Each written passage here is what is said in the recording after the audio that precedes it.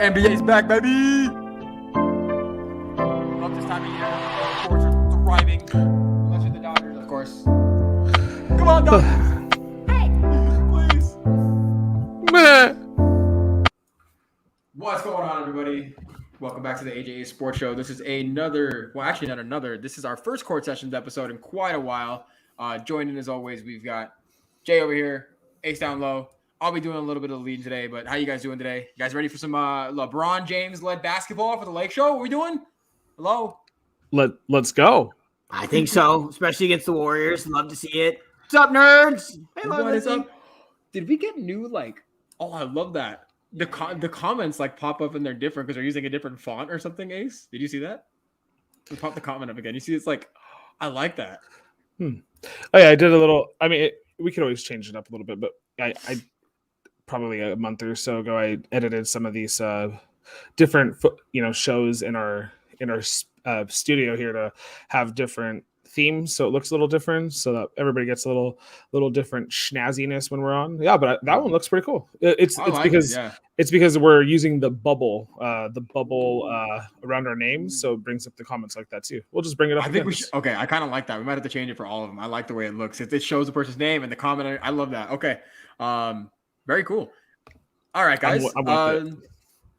Yeah, NBA season's back. The Milwaukee Bucks they already tipped off against the Nets. They're up 28-12 to start. They don't have Kyrie Irving because they're playing in Milwaukee and they require vaccination. So no Kyrie Irving from game one. We're going to talk about him. This is their Kyrie's not playing at all. He's not playing at all. Yeah, Brooklyn told him. Brooklyn was like, "Yeah, you're if you're not vaccinated, we can't have you as a half player." So he's not playing in even the road games that the cities would allow him to play, being unvaccinated. He's not a part of the Brooklyn Nets right now. Wow. Okay, so I should remove that 2.5 then. No, it's okay. Keep him in there because he might come back. You never know. Well, plenty of players are missing part of the season anyway due to injury. So I mean, if he plays half a season, that's 2.5. Well, and Asa likes to mention, Kyrie's good for a hiatus every now and again. So, how frustrating would that be if you show up to work every day, you sit down at your desk, you put your briefcase down, and then you look over and you don't see your coworker. Oh, he's just taking a day off. It's fine. Maybe he'll be back tomorrow. Good riddance, Kyrie. Good riddance. Love the spelling of riddance there, Joe. How focal of a championship contender piece is Kyrie to this Brooklyn Nets team? Because I could be honest. I think if you make a trade for him or something, I think it might make you shuffle even better. There's a guy Ben Simmons out there who doesn't want to be in Philly. I don't really know if they pull the trigger on their East Coast. I think the best spot for Ben Simmons. I know I'm just going off now, but I think Ben Simmons would look great in Golden State. I think that's a spot where he can really shine. They'd have him and Draymond doing kind of the same thing, but. Draymond, how much more are we going to see of Draymond here, man? You can't average 4 points and still be, considered part of a big three, right? So, yeah, and James Wiseman isn't even starting tonight for them. He's still coming back from his injury that he suffered back at the end of last season. So, Kyrie, they did add Patty Mills, who obviously showed out in the FIBA World Cup. Always does. Right? Yeah, that dude puts on the Australian uniform and becomes Steph Curry, bro. It's ridiculous. For people who play fantasy for the Olympics, I follow this guy DKDFS who does DFS fantasy for the Olympics, and Patty Mills is Christian McCaffrey for them. You just play him all the time. It's unbelievable. Instant start. I think wasn't it Damian Lillard who said that after Evan Fournier put on 28 points against Team USA, he was like these guys go back to their countries and the offense runs through them and they're different players from the NBA. Evan Fournier was dropping 25 points a game in the Olympics, or it was the World Cup, right? The FIBA World Cup. But go figure. It was the Olympics. It was the Olympics. Yeah, it was the Olympics. Yeah, you're right. Evan Fournier can that. That's the thing we talked about when we first started our show here about Brian Scalabrine and people calling out Brian Scalabrine. No, bro, you can go to the YMCA and Brian Scalabrine will drop a cool little 40 piece on you. Okay. Brian Scalabrine's nothing to play with. Just because he's a scrub in the NBA doesn't mean he's a scrub. He's in the NBA as a scrub. There's the other person I think about too is Jared Dudley. People always want to on Jared Dudley. Jared Dudley would literally take every person in your local YMCA to task. Okay. And that, yes, I'm talking about big boy, out of shape Jared Dudley. 100%. Like I said, I think we say if you have LeBron's body, but with your skill set, like could you beat him? Yeah, we did. We did talk about that. Was Joseph, Joseph, are you here? Yeah, exactly. I need Joseph in here. Was Jay the only one that said he could take on LeBron? If LeBron is 5'8", I'm 5'8". Yeah, okay? Yeah. Sorry. But LeBron has your body. That's right. Yeah, LeBron's got my body. So I'm playing LeBron, right. But he's 5'8", and I'm playing. I'm 6'9", damn near. Well, and I got my skill set. Part of what makes LeBron is his size, and yeah, definitely. I'm texting Joseph because I think he's in here, but maybe he's who knows what that guy's always doing. I had to put it up on the screen here. You have LeBron's body, but your skill. LeBron has your body, but his skill. Who wins? I really don't know. I don't. Well, I think this is a poll question. We got to put this on the Twitter poll. I mean, I think so too. I think with a smaller body, LeBron just becomes like a point guard instead of a point forward. So he should still potentially have all of his skills. He might not be able to like dunk, but that's what I was gonna say. Like if LeBron's like Andrew's damn near 6'1", like 6'1" with LeBron's skill set, like you're probably getting, you know what I'm saying? I'm literally 5'8", like I'm literally a full foot shorter than this gentleman. Like I wonder if we shouldn't have used LeBron instead, because I mean LeBron isn't. I wouldn't think he would be like one of the best one-on-one players like in the league right now. Like I would think that there are a couple other better one-on-one players. LeBron's a better team player, and I mean he does obviously contribute where he needs to. But yeah, I mean I don't know. Does this feel different if it's like Devin Booker or like if it's Damian Lillard and Damian Lillard, I'm only getting like 6'2". Yeah, I'm getting mollywopped. Absolutely. Right. Look at this guy. I can't with this guy. You're supposed to be my best friend. This guy's supposed to be my best friend, and this is the kind of stuff we get here. This is where we're at. Okay, not 5'8". All right. Okay. Driver's license says 5'9", but we're not talking. Yeah. I think I'm still losing. Like I think I said in the last time we put this up is like I'd probably hit a 3. Like Joseph, are you getting in on this? Are you winning? Right? Like you get LeBron's body. All of a sudden, Joseph Parsons with his skill set gets LeBron's 6'8" frame. Are you winning? Thank you, buddy. Love you too. Are you winning, Joe? Gotta know, because I think there's a chance you probably you can do some stuff. You know what I'm saying? I mean, Joseph's like damn near 6'1" too, though. So you guys that actually have some height to you. There you go. You got some questions. Me, little old me. I'm taking myself. I'm gonna leave this banner. I'm gonna make it a bottom ticker real quick, and I'm gonna leave it on there, just so we have it for the whole show because it's too good of a question, and it's just to remind us. I'm pretty trash. Get out. Forky, are you Forky? Nice. That's Joseph's favorite Pixar character, dude. Is it really? Yeah. Well, he loves the I'm trash thing. That was the only good thing of Toy Story 4. Toy Story 4 was pretty forgettable. But other than that. Anyway, Ace and Jay, another little factoid of news dropped about Ben Simmons, our lovely man Ben Simmons over in Philly before we hopped on the show. So it reached a boiling point this morning, or so we thought it was the boiling point, where Doc Rivers kicked him out of practice because of some sort of they called it contract detrimental to the team, but it happened this morning, and it was nobody really knows the exact details of it yet, but more details surfaced before we hopped on the show, before the first game tipped off. I guess Ben Simmons has been very rude, and not rude, but he's ignoring 76ers facility staff and personnel. Even so as much as a security guard, just greeted him this morning. He just walked right by him. He's ignoring people. We already know he showed up to practice the other day wearing sweatpants with his phone in his pocket. And then Joel Embiid came out today. I should have gotten the clip. I don't have the clip of it, but Joel Embiid came out today and said, "Yeah, I don't really care about that man. He just does whatever he wants now." So that's a pretty good limited fake Joel Embiid impression you got. Not bad, right? So earlier today we what Andrew's prefacing is this. Sorry, we had to play one of those. Just to get that out there. Ben Simmons, the Australian LeBron. That I mean. Wasn't that what he was called I something like that? Well, I mean, oh my God, he kind of looked apart. I got I got like daily back pain, and he just makes me he just gives me more back pain. I don't know what that even means, but Ben Simmons rubs me the wrong way.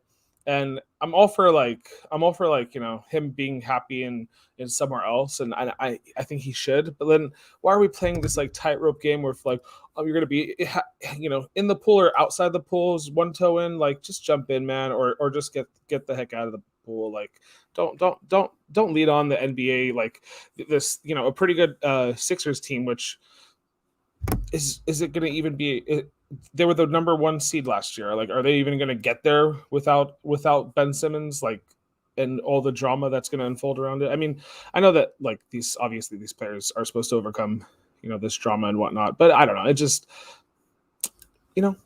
Ben Simmons, you're giving me a backache. Like, come on. Yeah, Joel Embiid was like an MVP candidate last year. I think he finished second to Nikola, Ace's boy. By the way, I was about to get into Ben Simmons, maybe Portland. Giannis should not have won it.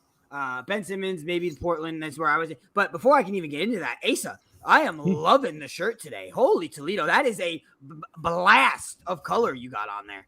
Wowza. Yeah, it's a homemade tie-dye shirt. That's was that from the cruise? I was going to ask, yeah. Cruise? Yeah. Nice. It started off, it goes all the way around too. It started off as it was supposed to be like Halloween colors. So I was doing like blue and purple, and then like drops of red as blood. But then as everything kind of settled, I was like, oh, I think it's not going to look super scary. And then the wifey had some extra like colors, and I was like, I'll just use those up because I have a big shirt, so I had some extra areas that I wanted to make sure that they had some color. But I thought it came out pretty nice. I'm very impressed with the shirt. Sorry, I'm a goldfish. I get distracted. Another place I was thinking. I just thought about it a little earlier ago. I was mentioning it before, but Portland is another spot that people have talked about. Ben Simmons kind of iffy there because they do have Nurkic, who kind of eats up the middle and a lot of space there, but.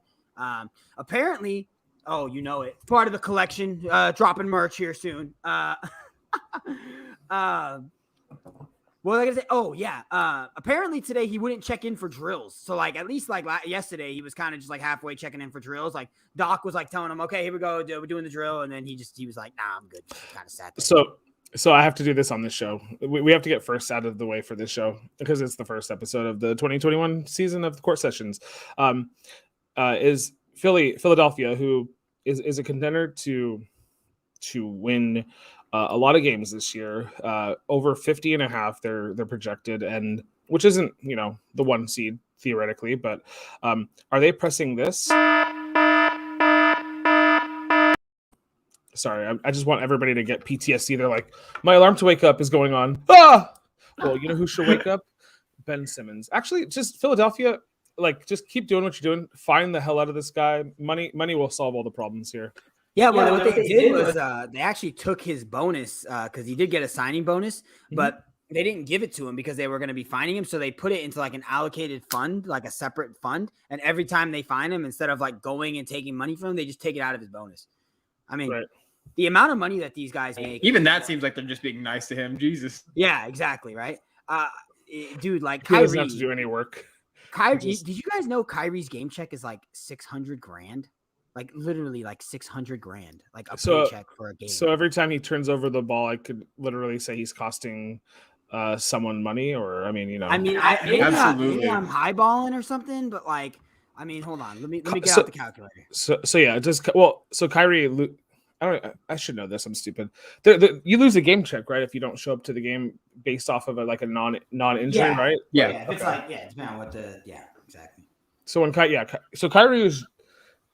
Kyrie's emotions are more important than $600,000. It's interesting. Yeah, if you make a $40 million salary and you play 82 games, that's $487,000 a game. And I'm pretty sure he's like in the 45 range. That guy's pretty dumb. Kyrie Irving's pretty dumb. I don't know who's dumber, him or Ben Simmons. He thinks he's doing something. We talked about it the other day, being a voice to the voiceless by being voiceless. It's a bold strategy, Colin. Yeah. Let's see if it pays off for him because I don't know. Yeah, I don't get Kyrie, but anyway, So the other thing about Ben Simmons too is Shams tweeted out today or was it Woj actually? We did have a Woj bomb, another Woj bomb, not about Ben Simmons.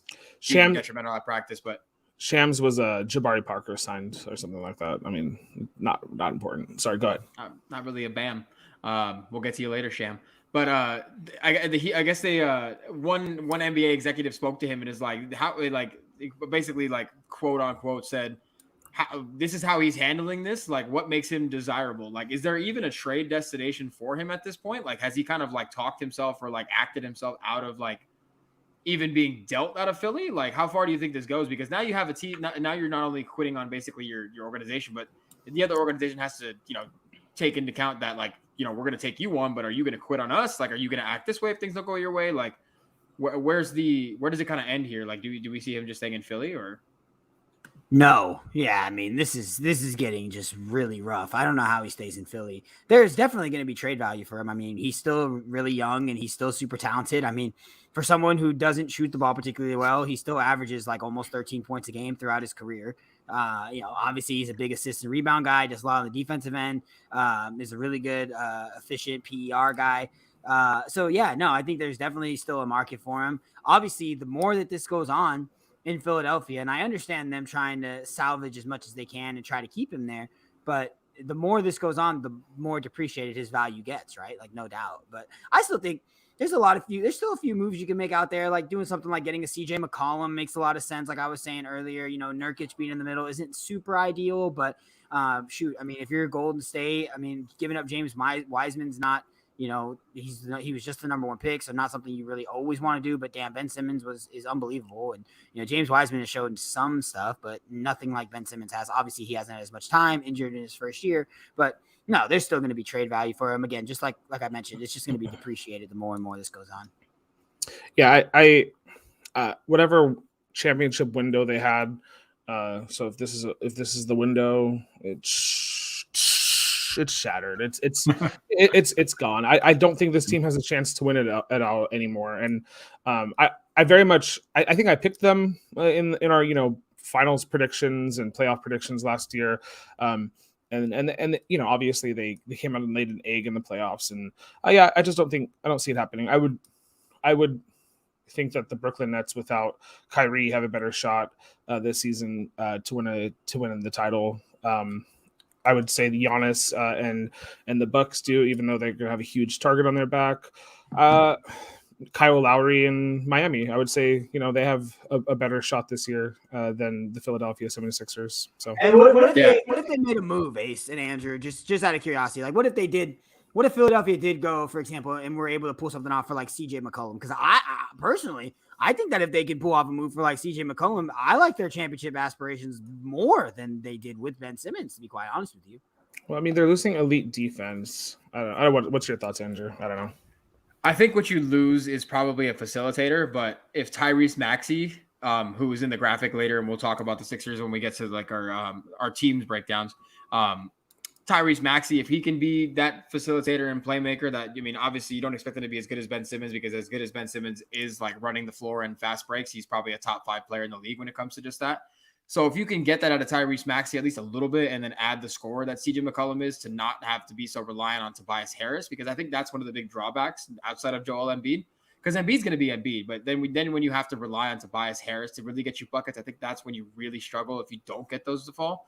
So getting CJ would definitely up him. I think it really comes down to Maxey and even Seth Curry too, because Seth Curry is able to score and shoot off the dribble. I think it would allow like him to have even more space, because CJ McCollum is just as good, if not a better off the ball shooter. And I think if you look at Ben Simmons like stats the last few years, I just want to add this. I feel like I'm trying to pull them up real quick so I can verify what I'm about to say, but I think he's been declining, and so I just pulled it up here. So 2017, 15, so 16, 8, and 8. Next year, 17, 9, and 6.5. Then 16, 8, and 8. And then last year was 14, 7, and 7. Okay. He's declining a little bit. He's still good. Yeah, it's not bad. And that's what you're getting out of, it's what you want to get out of a role player. But I think for some reason he's being overblown to be this super like caliber MVP player, and he's not that. Like he's just an overrated at this point because we talk about him so much player on a really good NBA team. And so do I care where role players go? No. Like he's not filling his role here because he doesn't want to even show up. Role player? Do you think he's a role player, Ace? Mm-hmm. Yeah. Damn, I don't know about that. I think he's probably like a top 30 player in the NBA, dude. I think in their NBA rank they had him at 29. So top 30. I'm right spot on.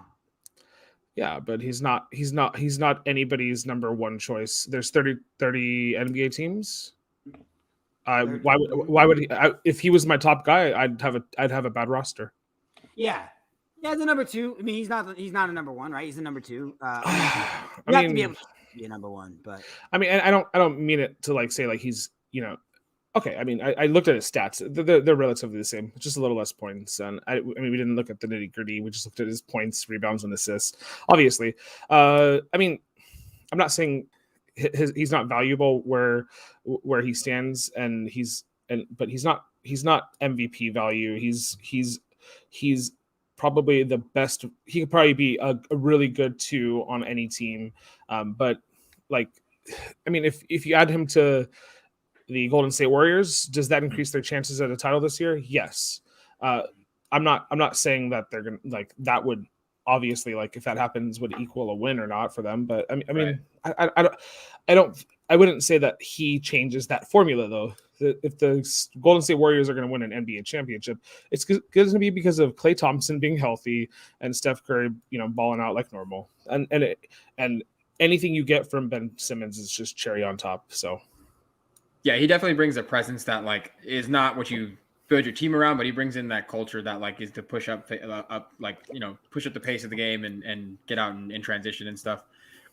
So with Ben Simmons, we'll have to wait and see with that one. I do expect more news to keep coming out as the season progresses. I think Philly opens up their season on Thursday night. So again, he's already suspended for game 1. I don't know how long that suspension is going to go on to. It all depends again on what we hear in the next coming days, but. While we transition to the next thing, we're going to move on to the 2021 season outlook. Just to give you an update, the Bucks are currently up 50-37 with 8 minutes left in the second quarter. Patty Mills starting hot for the Nets, 4 for 4 for 12 points already. And Giannis has already got 15, 8, and 2 assists to his name with 1 block. Again, 50-37. Harden and KD are starting a little slow, but again, I mean, we're not going to read too much into that. But without further ado, let's bring the Milwaukee Bucks up on screen right here. So on screen is their 2020-21 record. They finished 46-26 for good for third in the East, and they obviously won the NBA Finals against the Phoenix Suns, took them down in 6 games, which actually turned out to be a pretty entertaining series from like a, if you were looking at it from an objective standpoint, it actually was pretty entertaining.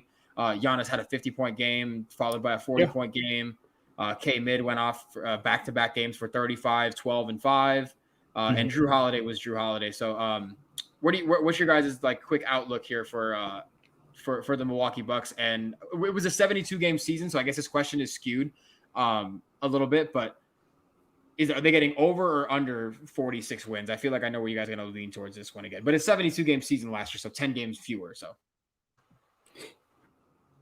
you want to go first?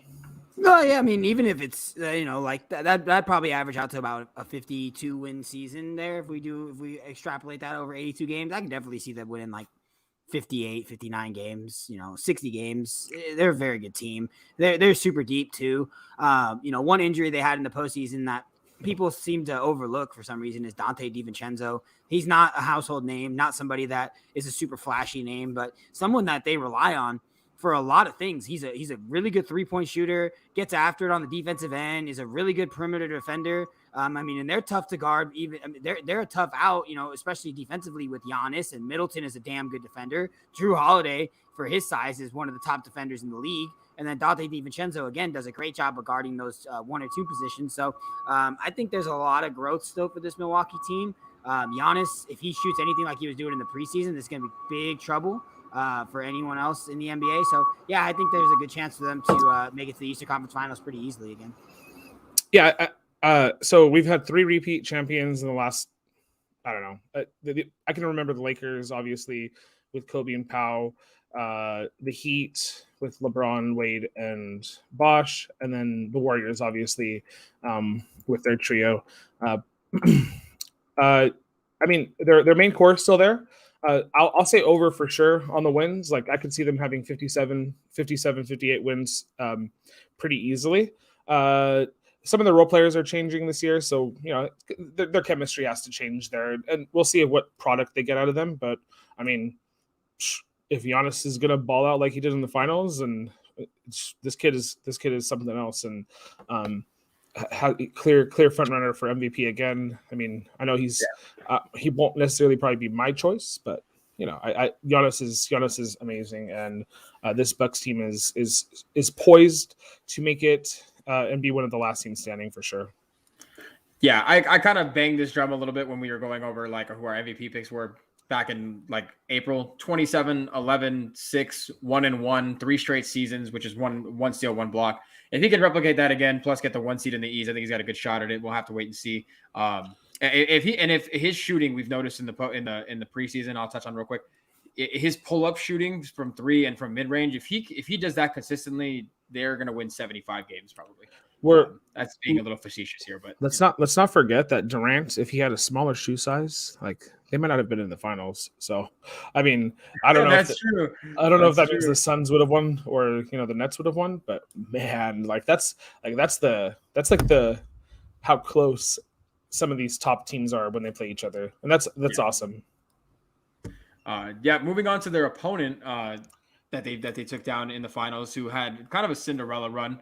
CP3 went over there, changed the culture. D-Book was able to shine, and DeAndre Ayton, who's actually in a contract dispute right now. They ended contract extension talks on his current rookie deal, so they're not going to have anything going on there for quite some time. I would imagine either maybe in mid-season they try and do something if they want to keep him, or maybe we'll have to wait till after the season. But they lost in the finals after beating the Lakers, Clippers. I forgot who they beat. They beat the Lakers, and they finished second in the West last year. Bringing back the same 3, they added Lakers, Nuggets, and someone else that was banged up. It was the Clippers, right? Clippers, yeah. Utah, right? No, Clippers beat Utah. Clippers, sorry, and the Clippers, Clippers. That series between the Clippers and Utah series was a really good series last year. I can't believe the Clippers climbed all the way back and PG shine. Anyway, So again, same question here. Over under 51 wins. I think that I'll give go real fast. I think 50 is about their range here. Probably between 48 to 52 is what I would assume here. They did add Landry Shamet, and they still have Cam Payne out the bench, extended Cam Johnson. Michael Bridges got an extension, so same cores there. I think they're going to be a pretty solid team. Don't know how deep they'll go in the playoffs, but what do you guys think this year for them?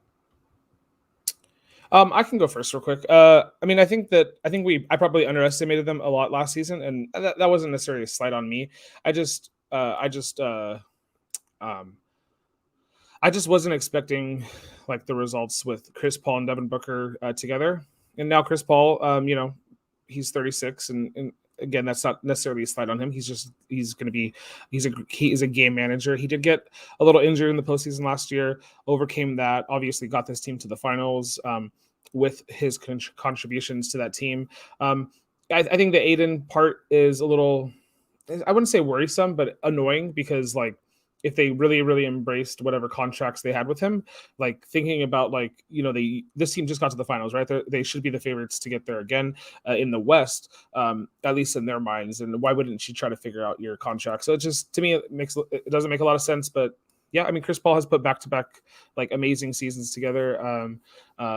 Does he annoy me? Yes. Does Devin Booker annoy me sometimes? Yes. But I still love the way that these guys play. And Chris Paul, like back in the day, was always one of my favorites when he was in New Orleans. And Devin Booker, like I said last year, to me looks like he could maybe transition to be like the Kobe type-esque player that this generation could thrive from. But are they going to win more than 51? I'll say even. They're going to win exactly 51 games. Whoa, spicy. Well, spicy.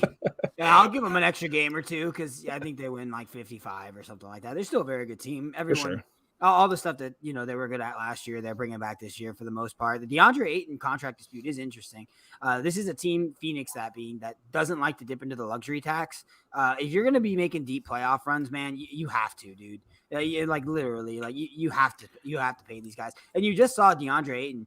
You had a season with him without Chris Paul, and then last year was absolutely phenomenal. It looked really good running the pick and roll with Chris Paul. You signed Chris Paul to an extension. You need to be doing everything you can to get this guy paid. And Devin Booker is unbelievable, man. I'll bring this up every time, dude, because I'm not right on a whole lot of stuff. But coming out of the draft, man, everyone was like, "Oh, this guy Devin Booker, he's a top 10 draft pick. He didn't even start at Kentucky. He didn't start at Kentucky." Okay, there's a lot of people that don't start at Kentucky. The dude is literally, he can ball handle, he can shoot, he can play defense. Literally, he does everything that you could possibly ask for on the basketball court, and he's only getting better. He's still only 25 years old. It's ridiculous.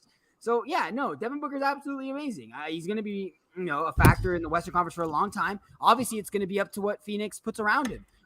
We saw it this last year where he was able to do a lot less of the playmaking duties. He had his career high in assists the season before Chris Paul got there. And honestly, it's not that he can't do it. It's just not his game. He's such a prolific spot up shooter that if he comes up off a screen and roll or something, he's really good. His shooting stats, his splits from when he's off the dribble to on the catch are literally an 8-point difference. From the 3-point line, from mid range, it's unbelievable how much better of a shooter he is off the ball. So it was good to get Chris Paul back for them. I think they need to do whatever they can to get DeAndre Ayton back. They obviously pissed him off a little bit from what it seems like, from what Woj is reporting. So we'll see how that goes. But yeah, I'd say over for them. They're still going to be a factor in the Western Conference. So yeah, definitely carried over the momentum that they built in the bubble after going 8-0, and then just rode that wave and established a really good culture over there with their head coach Monty Williams, who was over with Chris Paul in New Orleans. So excited to see what's going to happen next. Moving on to our next team here. We're going with the Lakers, the next team. I thought we had the Nets coming up here. Finished 42-30. Kind of limped their way over. Take the over. Kind of limped their way into the playoffs here. AD had suffered an injury that kept him out a few months. LeBron was on the shelf for a few months. Looked pretty bleak there for the Lake Show. Was able to just limp into the playoffs on a prayer of a 3 by LeBron James on the right wing over Steph Curry in the play-in game. And then, of course, another injury to Anthony Davis, derailed their attempts after taking a 2-1 lead against Phoenix. They eventually lost 4-2. I'm going to go over here. I think they win, well over 50 games. The core might take a little bit of time to gel. Taylor Horton-Tucker is going to be out for the first month of the season. Trevor Ariza will be out the first 6 weeks. They did sign Avery Bradley. They claimed him off of waivers. So that'd be a familiar face to have back and be nice. They did also bring back Dwight Howard, Rajon Rondo, and obviously the Carmelo Anthony and Russell Westbrook additions speak for themselves. And if not anything, just gets you excited just at the fact that they're on the same team as LeBron, regardless of how they do, is crazy to see. So where do you guys think, where we're standing here on the Lakers? And LeBron changed the number to number 6. I can't even wear this anymore. I got a number 23 jersey with LeBron on here, and now he's number 6 over here. It still works. It still works. I would flash my Kobe 8 when he was wearing the 24. It doesn't matter. What do you think for the Lakers here, Ace? What are you thinking? Okay, so for sure they're over. I could see them finishing around 52 to 55 wins, somewhere in that ballpark. I looked at the average age of, because this is the thing, right? It's age. Everybody's going to talk about it all season long, whether they're healthy or not.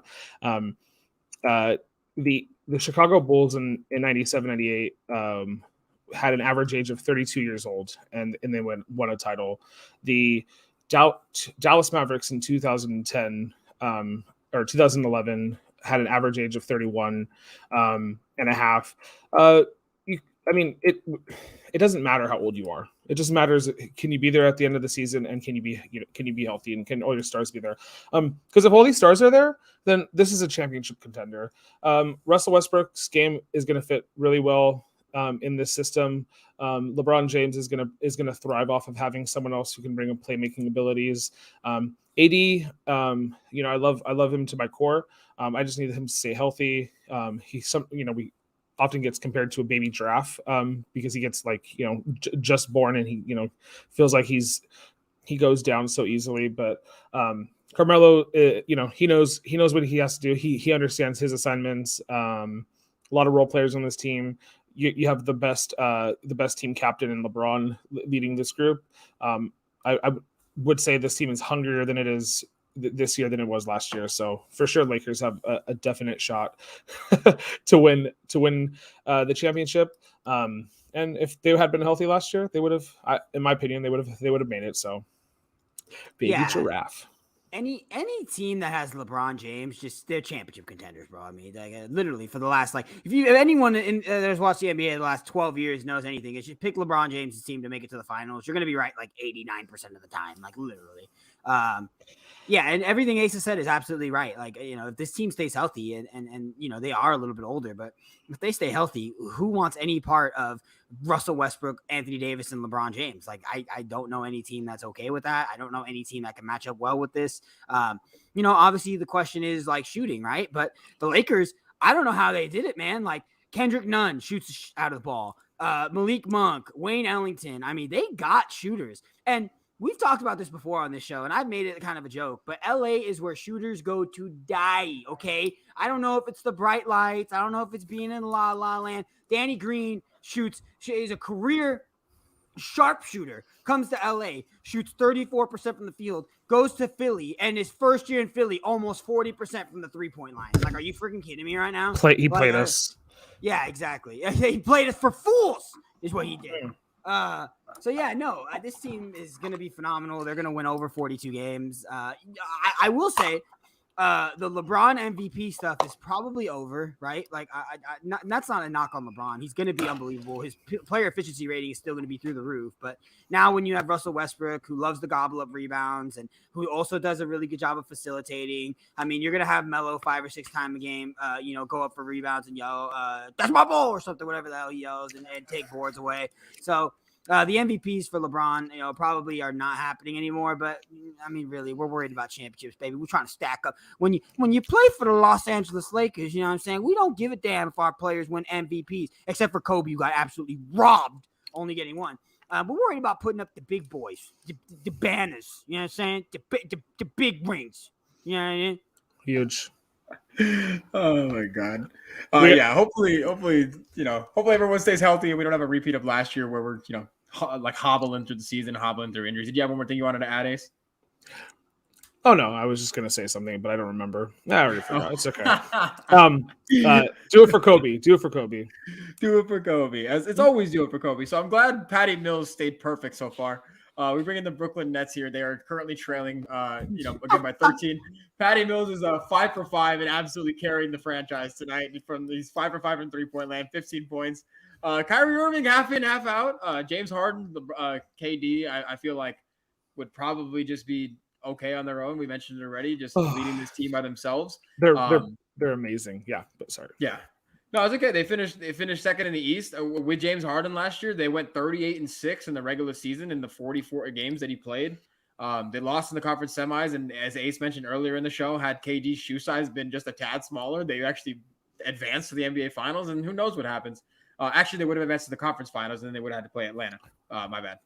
So I'm going to take the over here. I think they went to the finals. Huh? They would have went to the finals. Yeah, they probably would have. I can't guarantee anything, I don't be that guy.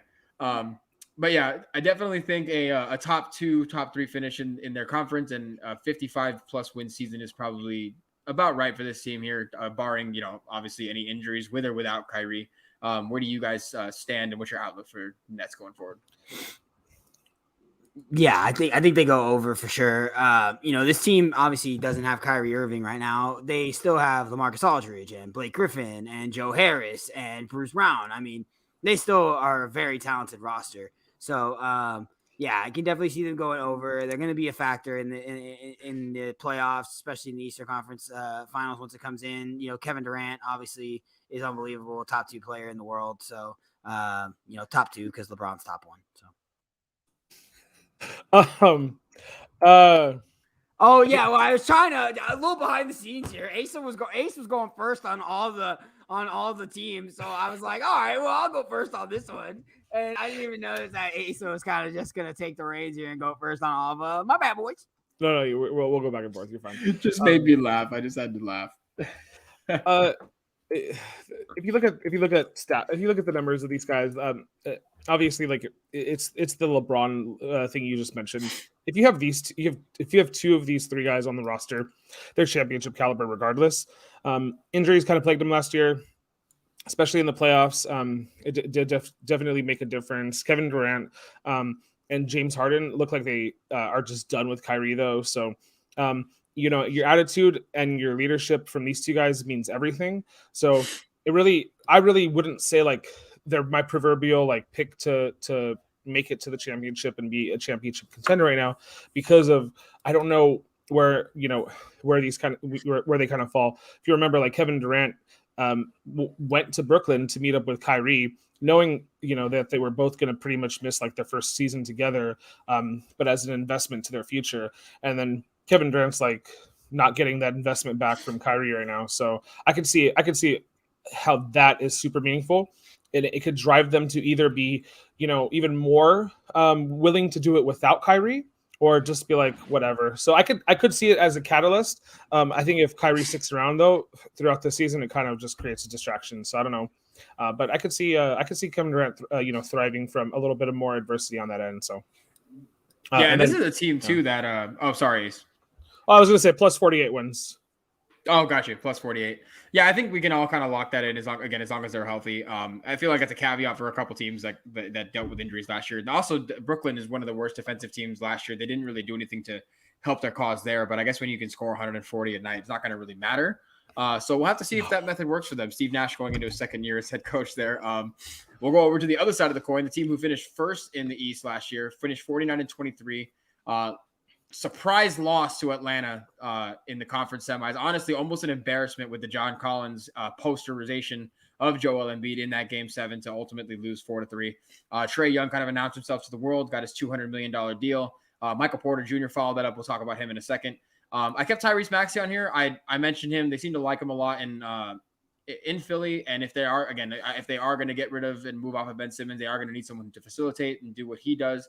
And again, not expecting him to do it as well as Ben Simmons does. But I don't know. 49 wins seems like kind of a lot now, considering all the turmoil and the uncertainty. I think I'm going to go over. I don't feel great about it, but I'm going to go over. Probably a 50-win team. I still think they're a really good. They're a solid coach team. They have a lot of obviously Joel Embiid. Again, we don't really need to explain and entertain who he is and what he brings to the table. But it's all going to be dependent again on Tobias Harris, like I mentioned earlier, and his ability to score. So, the ongoing saga. I don't know. What do you guys think? How can Doc Rivers kind of keep this team afloat? No, I mean I already kind of mentioned it. I don't. The championship. You just said no. The champion. You asked me. This championship window, I think is closed, and I'll stand by that. Not that I don't think that they can win a championship in Philadelphia with Doc Rivers, because he's obviously a great coach. Joel Embiid is amazing. Ben Simmons is great. Harris and all those other fools on this team are also good. Danny Green, you suck. But they're not going to win more than 49 games this year. I'll just say I'll keep the record at that. Like it'll be 48 or 47 or whatever. Like they're not going to be the number one team in the East. If they are, could take away this shirt. You could have this shirt. Like I don't know what to say. Like I don't think we can't bear to lose the shirt. No. Like not to say and first in the East versus being a contender are two different things. So I don't have faith that this team can make it. We saw them get exploited last year by the Atlanta Hawks and all their upside. Where's the upside here, right? If you're the first in the East, you have to have championship caliber upside, and I don't think they have it as it currently stands. If Ben Simmons is traded and we bring in someone else, imagine Damian Lillard on this team. Because I don't think that I think the Trailblazers maybe miss the playoffs unless they make a move themselves. So I could see. I don't know. I know. Dame today came out and was like, "Yeah, I'm not leaving Portland or whatever." Because I thought Dame should have left a little while ago. To be honest with you, not that that Portland's fine, but they've they've tried to do some stuff to get some pieces around him, but ultimately, CJ McCollum's his running mate, and we have big questions there in terms of what what his ceiling actually is. And I feel like you should have put Ben Simmons on the halfway out there too, dog. Yeah, Ben Simmons is a guy who's over here ransacking practices and stuff. At least Kyrie's just not there. I mean, this guy's over here causing buffoonery. And the ultimate blatant disrespect to Mr. Tobias. I mean, you got Maxey up there over Tobias. Oh, right. Well, I just think he's gonna be. He's gonna have to be the catalyst. Was Ben Simmons on Australian? You make them rapping. Was Ben Simmons on Australian Twitch, streaming the practice from his pants? He loves Twitch. Yeah, he's streaming. He's a hashtag streamer. He's a hashtag full-time streamer, part-time basketball player. Yeah. No, I mean, I think they'll win more, just because I think the East is fine. Like the East actually has a pretty good amount of teams now when you really look at it. We used to make jokes about the East being thin. I mean, you can name off about 6 or 7 teams that have a legitimate shot. I mean, I don't know if people forgot that. I don't know that people forgot, but the New York Knicks also have Kemba Walker now too. So I mean, there's a lot of talent out there in the East. I think they'll slightly be over this, just because I think Joel Embiid plays at a somewhat MVP level all year. He did miss like 20-something games last year too, which I think had an effect on the record. Ben Simmons was actually able to do a pretty damn good job of keeping the Sixers afloat when he missed time. Though obviously now that's going to be an issue if Joel Embiid does miss time. But I would say the over. I think that their ceiling for the playoffs in terms of making a deep run is a little questionable. They're a little thin there in terms of playmaking. I mean, Andrew has to put Tyrese Maxey on the graphic in terms of playmaking, which. Oh, good luck. He's the only other guy. This is where I'm on place with you. Unless that Ben Simmons trade brings in somebody else to facilitate their offense, he's the only other guy. Yeah, You're not wrong. But should be interesting. We'll probably see a trade here soon, and we will have that for you when that happens. Moving on. Ace's main man, Mr. Joker himself, and standing right next to him, Mr. $200 million man. No, not Jamal Murray, Mr. Michael Porter Jr., who had himself a wonderful season last year. Who had a 64.2% true shooting percentage all of last season in the regular season. Just absolutely had you can't really consider that anything more than just a breakout season. If he can translate that, it remains to be seen. Jamal Murray will not start the season from game 1. Not exactly sure when he will make his return back. He did suffer that injury in the playoffs last year towards ACL. Speedy recovery to him. Hopefully this offseason's gone okay. Third in the West, they added Aaron Gordon midseason last year. It looked like a pretty solid signing. They got swept by Phoenix. Again, no Jamal Murray. MPJ kind of struggled a little bit against a good defensive team. Kind of hard. MVP was well-deserved by Nikola Jokic. I'm going to go the over here. Again, I think the Western Conference has a lot of good teams. I think it's a lot better than the Eastern Conference, even though the Eastern Conference does have good teams, but it's still just a lot better. And I'll go over here for that 47 win total. Probably just a hair over 50. Don't know where they'll finish seeding wise, but what do you guys think? So I'll probably say something controversial here. I'll say under like 45, 46. I'll say it's right around there. And then not that I don't have faith in this team, but I think Jamal being hurt is probably going to be an amazing godsend for them, because Jamal Murray in the playoffs 2 years ago was Super Saiyan Goku. Like that fool was something else. I am gonna go out on a limb here, and I'm gonna say a couple things. I'm gonna say they're not gonna surpass their win total, but that's good. Jamal Murray comes back and he's ready for the playoffs, and I also don't think Nikola wins the MVP again this year. And if that's all controversial, I'm still gonna love the guy. I love the way I love watching Jokic play. But yeah, I think this team has. If the Lakers don't win it all, I'm just gonna pick the Denver Nuggets. That'll be my clear choice. You rode with Jokic the MVP, ride with them to the NBA Finals if the Lakers don't make it. I love it, buddy. Your consistency is unmatched. I'm gonna have to get it. I'm gonna have to buy some basketball jerseys here soon, but maybe I'll start with the Denver Nuggets lid to support them. They have a cool logo. Yeah, they do. I'll take the over. I think this is a team that probably finishes 1 or 2 in the Western Conference. They're really deep. Really well coached. They were vying for really high playoff seeding last year. I think Jamal Murray is super underrated. Especially as Asa mentioned, his performance in the playoffs was otherworldly. He's a guy that his game actually makes more sense as the games get more clutch. I mean, he's a ridiculously good free throw shooter. He obviously shoots the three really well. He's a great facilitator. I mean, him and Nikola Jokic in the pick and roll is a damn catastrophe. Michael Porter Jr. needs to improve on the defensive end. He used to get yanked. I remember his rookie year. He was getting yanked off the floor. And literally he would make one defensive error. And I mean, that dude was off and you didn't see him for 6 minutes. Why I couldn't play him in DFS sometimes. But yeah, I think this is an over for me. I think this is a team that's going to be contending for Western Conference final bid here. I don't know if they have the star power enough. I mean, if you match them up like against the Lakers, I mean, obviously it's the Lakers, but I would obviously give the edge to the Lakers, and that's where their kind of downfall comes. But if they end up getting like a Utah or something in the second round, I mean, everyone knows my thoughts on Utah. Oof. Yeah. Not a big fan of Utah. I don't think any of us are big fans of Utah. They're kind of just fool's goals at this point. Didn't know if you were done there, but I cut you off a little bit, Jay. Sorry. A little quick halftime update of game one, 59-66. Milwaukee is only up by 7 right now. Giannis is doing Giannis things, 18, 9, and 3. 1 block, 1 steal. But yeah, Denver is that should be fun. NBA seasons are always fun. They keep getting better. There was a 18, 9, and 3 in the first half. 18, 9, and 3 in the first half. Yeah, he's unbelievable. 1 steal, 1 block, plus 15 on the plus minus. He's got 40 DraftKings points already. He's already got 40 DraftKings points. Yeah, he's gonna have 80 at the end of the night. All right. This is the big trade that Ace mentioned earlier. Kyle Lowry joining forces with Jimmy Butler and Bam Adebayo over with the Miami Heat in South Beach. Finished at 6 in the East after their Cinderella playoff run back in the bubble. 40-32 record. They lost. Milwaukee exercised some demons. I think Giannis got a big confidence boost by being able to sweep this Miami Heat team that were able to bounce them in the bubble in 2020. I don't really know what to make of this team, to be honest with you. I'm going to take the over on the 40 wins. I think if you just like probably extrapolates about like 46 wins in regular season, I'll say they win about 48, 50 games. Maybe under 50. I don't really know. Tyler Hero seems to think that he's better than what he actually is. We'll have to see if he can.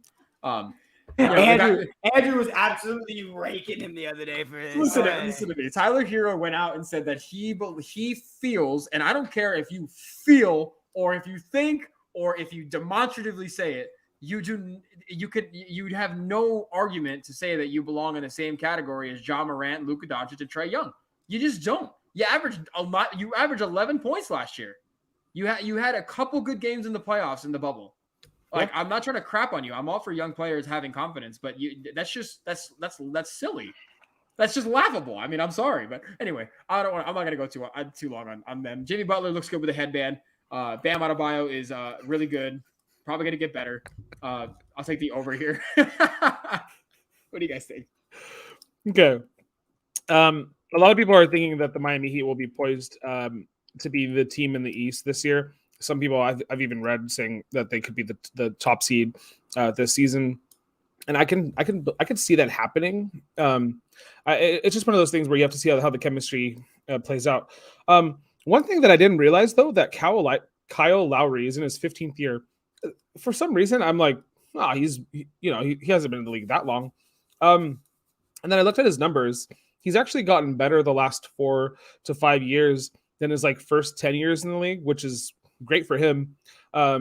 He's like Chris Paul light, and esque, like, Chris Paul is still overall better. But Kyle Lowry is really good. I don't know how this works though, chemistry wise, right? But Bam Adebayo, Duncan Robinson is a great shooter. They got PJ Tucker now. Keith Morris is a baller. This team has a lot of components. For sure they're gonna be competitive this year if everybody's healthy. 47 wins is easily doable. So I would say that they have a real good chance at maybe like a 4 to 5 seed, depending on like how competitive the Nets and turn out to be this year. The Nets and the Sixers, I should say. Man, Justin Turner has been absolutely cheeky this postseason. It's freaking egregious to watch. He just popped out with Will Smith on first base, bottom of the 8th, 1 out, 5-2 still. Over. Let's go. Over on the Heat for sure. I'll take a little victory lap on Bam Adebayo. Andrew knows I've been a big Bam Adebayo guy, even a few years back when he wasn't doing this kind of stuff. You saw him really pop at the end of that regular season 2 years ago. Really started to show some of the stuff that he can do. He's a lot more versatile than people give him credit for, man. Like, he's not a guy you want the ball in his hands all the time, but, at that elbow position, he's got a solid little mid-range. It's not the greatest in the league, but so fast, so strong. Does a great job in the pick and roll with Jimmy Butler. I think Kyle Lowry fits that Miami Heat organization pretty much to a T. Gritty guy, plays solid defense. He's one of the best charge takers that I've seen in the league in a long time. Willing to put his body on the line, which you have to be able to do in Miami. So, yeah, I think this is a team that, is going to finish right around, Asa was saying, like in that 4 or 5 seed. I see them right around there. I don't think they have enough supreme talent to really get up into that 3-2-1 range, and they don't have enough depth for it, in my opinion. They did lose Goran Dragic. They did lose Kendrick Nunn. I guess my question was at first, how much of an upgrade is Kyle Lowry than Goran Dragic? Because I think Goran Dragic's fine. I don't think he was the issue there. I think he's an upgrade. I just don't know how big of an upgrade he is. So we'll see how it plays out. But I'd say over. I'd say, second round playoff exit probably makes the most sense for what I'm guesstimating for the Heat. I mean, Dragic was playing past his prime, and he was playing above his, what he should be projected to. I think it's an instant upgrade for sure. I just 100%. I just don't know how much of it is. How much? I got you. There's only some. Yeah, this team has a lot of components that we need to see put together. And Jimmy Butler with the headband is fuego. No pun intended for the Miami Heat. By the way, watch your tongue. The Slovenian national team and Luka Doncic don't want to hear nothing about Goran Dragic. Guy performs. Oh, yeah. All right, last team on our little list sure. here. I kept Damian Lillard. I was going back and forth who to put on here. But I thought Damian Lillard was a superstar. Not really sure with his future with the team. Could be his last year with the team. Could be his last half season. Oh, Andrew, are you sure he's a superstar? I know this was kind of a point of contention with you last year. I seeded this argument in the Denver series. I wholeheartedly, I completely ceded my argument for Damian Lillard not being a superstar. His 55-point outburst followed by the 48-point, albeit in losses. He did everything he could against Denver to lose in that series. Finished 42-30. Just had the tiebreaker against the Lakers. Otherwise, they would have finished 7th. Avoided the play-in, finished 6th. Got Denver. Again, lost in the first round. Man, Yusuf Nurkic, dude. If he can become the player he was in 2019, I think that Portland could still be a really good team. But CJ is solid. Nothing wrong with him. You don't expect too much out of CJ. He is what he is. He's a knockdown shooter. He's a good scorer. Dame's Dame. But I really think it comes down to Nurkic with this team. I'm gonna say over 42 wins, which probably translates out to like 44. I'll say like 46 wins, and I'm not feeling great about it. But I'll say over just for the sake of 46. Okay. Yeah, I'd go with the over too here. Damian Lillard's just a supreme talent. There's not what is he, probably like the second or third best point guard in the league right now. So I would definitely say the over for them. I think they're good enough, right? CJ McCollum, like you mentioned, is a really good professional basketball player. Nurkic is really good as long as he stays healthy. Nurkic, again, another guy that people sleep on, man. Nurkic can shoot. He can put the ball on the deck a little bit. He's a legit 7 feet tall. He's a grizzly bear out there. Another thing is Denver had both Nurkic and Jokic. So good on Denver for picking right, because they did end up trading Nurkic. But both those guys, good Lord, can you imagine running both of those grizzly bears out there for 48 minutes a game? Good Lord, you dominate people. So I'll just say even again. I don't know. I'm not sold on the Blazers. I said it just a few minutes ago. I don't think they're going to potentially make the playoffs this year. Because I'm really hoping the Sacramento Kings do, just because I wanted to make that payoff from last season when I said the Kings would be my hot pick to make the playoffs this year. Last year they were the second best offensive rated team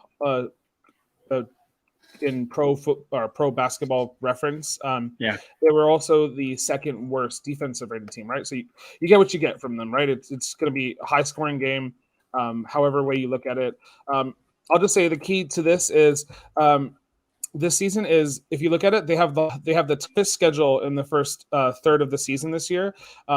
and it's not even close. So they're about to the beginning of their schedule is about to be real tough. I don't know how that translates to a successful season, especially when. I mean, they have a lot of veteran players, so we'll see what happens. But obviously, Damian Lillard, I love the guy. I want him to have a shot at winning a title. It's never going to be in Portland, so hope he finds a home somewhere else. Philadelphia 76ers could use you though. Oh man, if he goes to Philly, that makes the Eastern Conference just so much more interesting. It's already pretty interesting, to be honest, with Milwaukee and Brooklyn, but that would just make it even more so. Jason Kidd's also over there as a newly appointed head coach, so that's going to be kind of interesting in and of itself. Last we saw him was as an assistant in Dallas and an assistant in. Wait, no, Jason Kidd's not over there. Who's their coach? I forgot. I'm getting him confused. He's Dallas's head coach. Who's Portland's head coach? Rick Carlisle, right? I don't know who they have. No, Rick Carlisle went to Indiana. I'm all over the place. Go watch some basketball, guys. I'm sorry. I'm all over the place. They have a new head coach in Portland. Terry Stotts. I thought they fired him. Isn't it Terry Stotts? I could have sworn they fired Terry Stotts. Yes, it's Chauncey Billups. Oh yeah, there you go. You're right. We'll suck at a job. It's day one. It's day one on the job. Yes, the other point guard from your generation, Chauncey Billups, to Portland. Jason Kidd is now in Dallas. We didn't talk about Dallas, but Luka Doncic is going to be the MVP this year. That's my pick. We'll talk about it later. Okay. We'll talk about that next episode. Let's give AKA Sports live reaction to Cody Bellinger. 1, 2. Oh, he got it high. Oh, get out! Get the fuck out! Let's go! Let's go! You could get tied. Cody Bellinger, baby!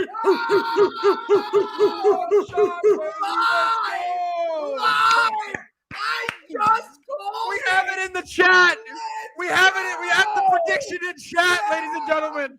We have the prediction in chat. Johnny said Jay predicted the belly bomb in the chat.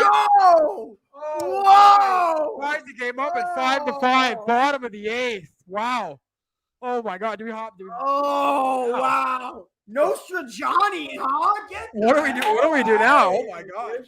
Receipts. Show the receipts. We got incoming boys. Watch. Oh, create the Right TikTok now. Get it on the platform. Let's go. Oh yeah, we gotta edit this and put it up as soon as possible. Oh, that was perfect. That was amazing. Yeah, that was great. Let's go Dodgers, baby. Let's go, baby. Yeah, we got a game to watch. They're showing a replay right now. Yeah. This just became the baseball episode, and I don't care at all. Holy! Oh, he totally just took a high fastball for a ride. It was gone, dude. He missed the curveball on the first on the pitch right before that. You could tell he was swinging for the fences, dude, right off his knee. That boy, Belly. People forget that man's an MVP. Put some respect on that man's name. Golly. Clip it and ship it. I know we're trying to wrap up here, but that has to be.